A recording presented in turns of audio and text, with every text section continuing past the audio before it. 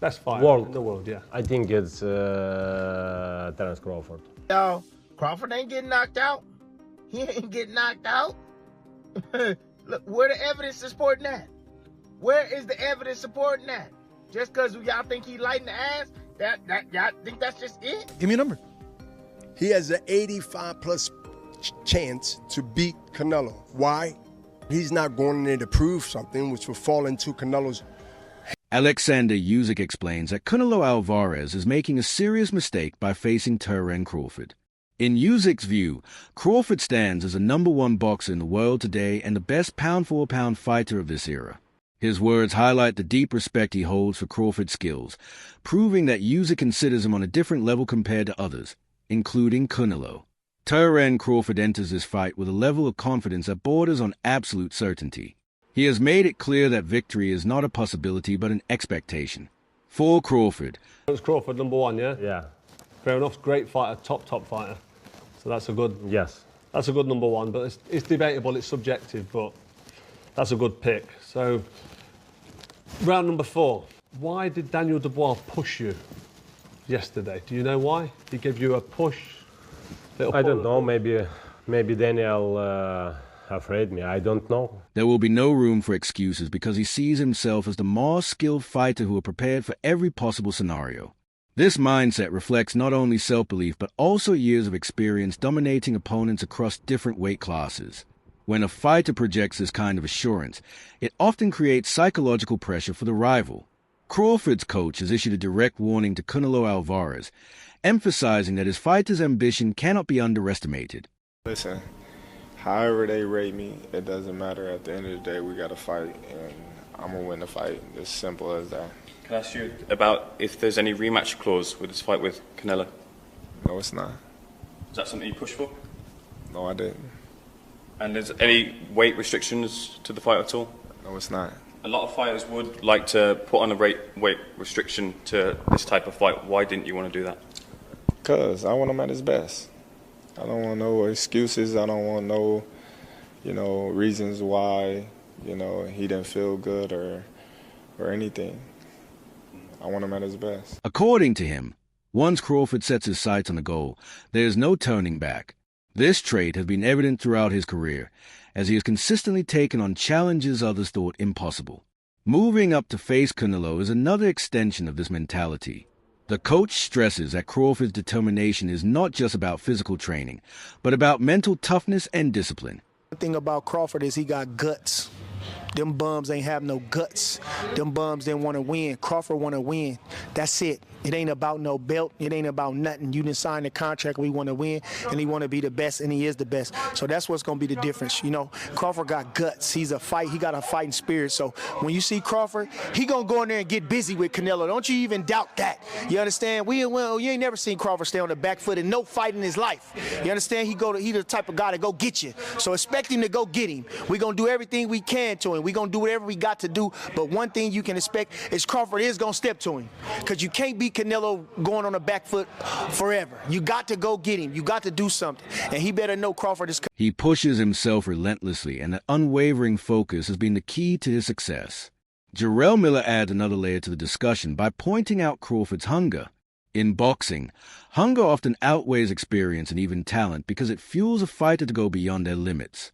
Miller sees Canelo as a champion who has already achieved wealth and fame. While Crawford is still striving for a historic legacy, this difference in motivation could tilt the fight in Crawford's favor. Who do you think's going to win that?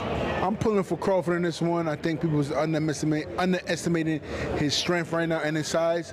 And I think he's a little more hungry than Canelo. So let's see, though. But I like both guys, but I'm a little closer to Crawford, so I want to see Crawford can take it. And lastly, quick mention on IBA Pro. Interesting concept that, people records on the line.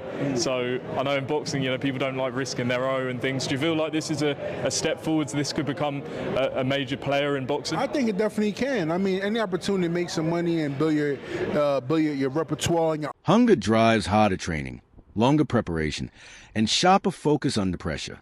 Boxing legend Bernard Hopkins weighs in with a bold prediction, assigning Crawford an 85% chance of victory. Coming from a fighter who understands the demands of elite competition, this is no small endorsement. Hopkins has always valued intelligence. Does he win? Can he beat him? Can he beat Canelo? Is his skill so much that he's able to bridge the weight classes? He has a legitimate chance. Over 60% for his mind. If you say, Bernard, give me a number. Give me a number. He has an 85+ chance to beat Canelo. Why? He's not going in there to prove something, which will fall into Canelo's hand. He would love for him to prove something. That means you will stay there and try to prove something.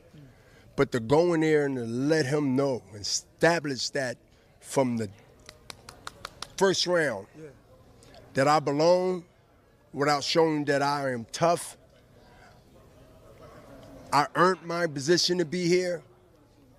And I want to show you, even though you're being stubborn, that your time not only have came, but it's gone.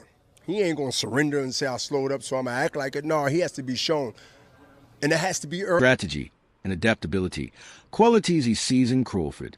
By giving him such high odds, Hopkins essentially recognizes Crawford's ability to nullify Canelo's advantages. Hopkins also knows that upsets are born when fighters combine skill with preparation, and belief Tim Bradley makes a compelling argument by reminding fans that Canelo has struggled even against less accomplished fighters.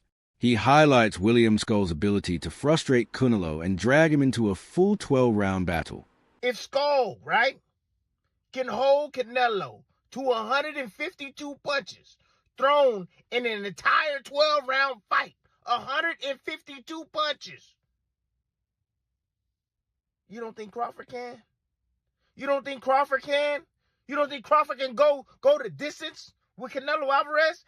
If William Skull can go 12 rounds with him and keep him at an all-time low, 152 punches a round?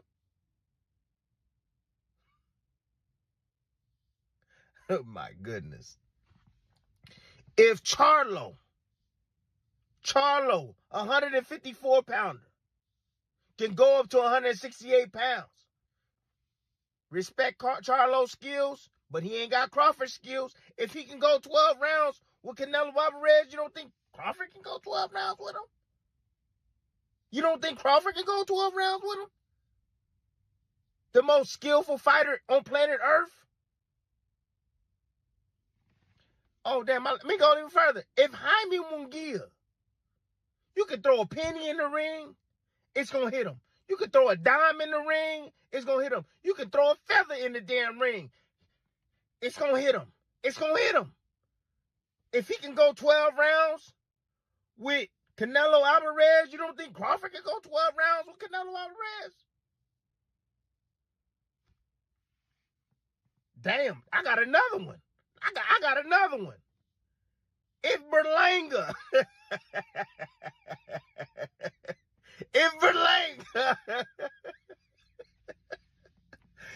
if Berlanga can go. If Skull managed to do that, then the thought of Crawford failing seems absurd, especially when Crawford is regarded as the best pound-for-pound fighter in the world right now. Bradley's point is that skills matter more than reputation. Dowd-Bey dismisses the entire controversy around Canelo sparring with Jiren Andes. According to him, this is nothing unusual and certainly not an advantage that will help Canelo against Crawford. Sparring partners come and go, but what wins fights is execution under the lights. Boots going off to spar Canelo ahead of Terence Crawford's bout? For me personally, all right, well, I live in Philly, right? So interacting with Mr. Bosey and them sometimes, you know little stuff. So Boots, whole family, they been had a relationship with Canelo. Like, this not new. Pooh was up there camping with him, Farrar was up there boxing him or whatever. And then Canelo, period, he boxed Philly guys. When he was about to fight Floyd, he was boxing Brother Nazim nephew and all of them. So this ain't nothing really new that Canelo doing right now or that Boots is doing right now.